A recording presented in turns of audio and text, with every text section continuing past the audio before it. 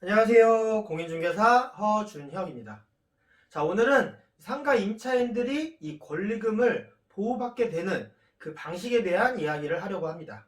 상가 임차인들의 이 상가 권리금을 법적으로 보호받을 수 있다라고는 알고는 있지만 어떤 방식으로 이 임차인들의 상가 권리금이 보호받게 되는 것인지 그 방식에 대해서 정확히 알지 못하고 계신 상가 임차인분들이 많으셨어요. 간혹 임대인이 임차인의 권리금을 물어준다 라는 뜻인가? 라고 착각하시는 분들도 계시더라고요. 자, 그럼 지금부터 이 상가건물 임대차 보호법이 어떠한 방식으로 이 임차인들의 권리금을 보호해 주는 것인지 한번 알아보도록 하겠습니다. 상가건물 임대차 보호법 제10조의 4 권리금 회수 기회 보호 등이라는 법률 조항을 꼭 보셔야 됩니다.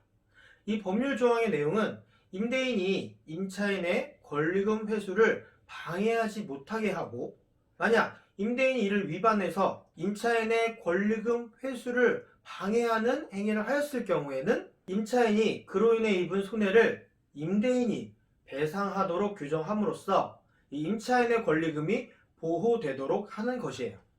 자, 핵심은 임차인이 자신의 가게를 인수받을 새로운 임차인을 구해서 그 권리금을 회수하려고 할 때 임대인은 법에서 정한 정당한 사유가 없이는 이 임차인이 구한 새로운 임차인과의 임대차 계약을 거절할 수가 없게 되는 거죠.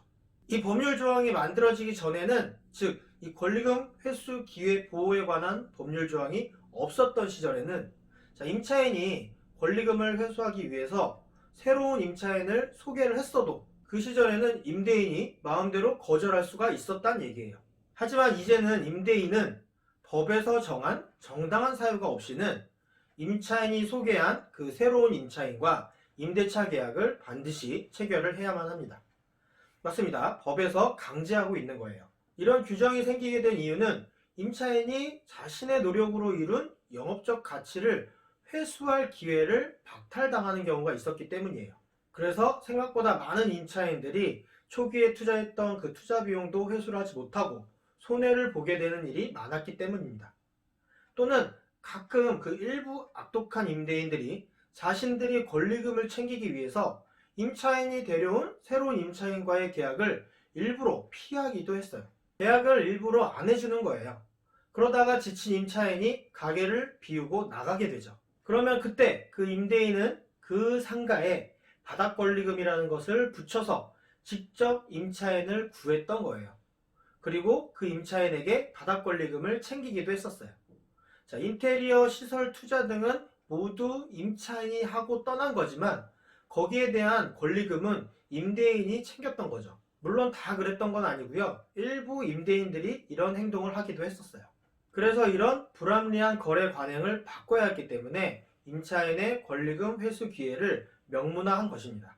다시 한번 정리를 해드리자면 이 권리금 회수 기회 보호는 임대인이 권리금을 대신 물어준다는 개념이 아니고요. 임차인이 새로운 임차인을 구해서 자신의 권리금을 회수하려고 할 때 임대인이 그것을 방해하지 못하게 하는 법률 규정이라고 생각하시면 됩니다. 자, 그럼 다음 시간에는 그 임차인에 대한 권리금 회수 방해 행위에는 어떠한 것들이 포함이 되는지 한번 알아보도록 하겠습니다. 감사합니다.